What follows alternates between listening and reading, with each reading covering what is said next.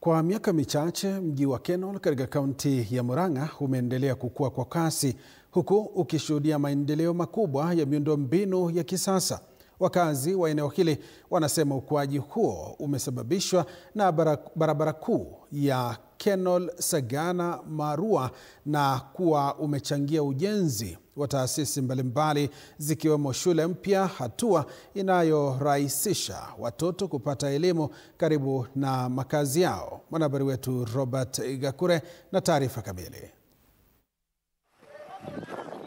Katika kipindi cha miaka michache, mji wa Kenol katika kaunti ya Murang'a umepiga hatua kubwa kimaendeleo, hali ambayo imeleta sura mpya kupitia barabara za kisasa, majengo mapya na huduma bora za kijamii. Hata area yenyewe kwenye shule iko imekuwa vizuri sana.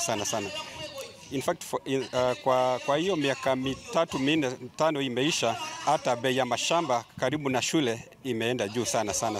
Wakazi wanasema hapo awali watoto walilazimika kutembea umbali mrefu kwenda katika shule zilizo kwenye maeneo ya mbali, jambo lililokuwa hatari hasa wakati wa kuvuka barabara kuu ya Kenol-Sagana Marua. Hii shule ya Kamakuri nimesaidia watoto sana, juu wengine walikuwa wanaenda huko Kimorori, wengine walikuwa wanaenda huko Kagaa, wengine wanasomea Kimorori, sasa hawaendi mbali sana na hawachoki. Tunatarajia mwaka mwingine tutakuwa na watoto, sababu shule yenyewe imefikia kiwango ya grade 5.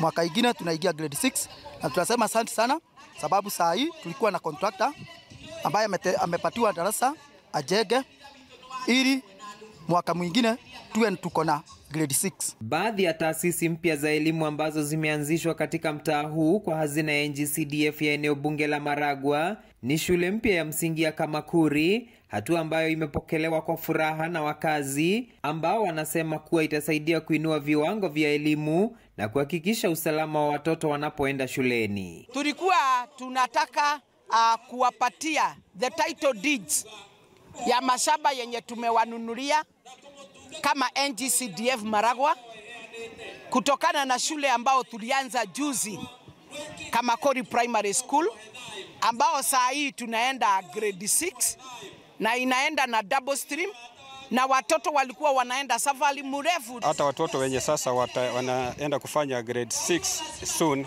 wataendelea na junior secondary school, na tunaomba ikiwezekana hata senior secondary school tujengewe hapo. Robert Gakure, TV47, Murang'a.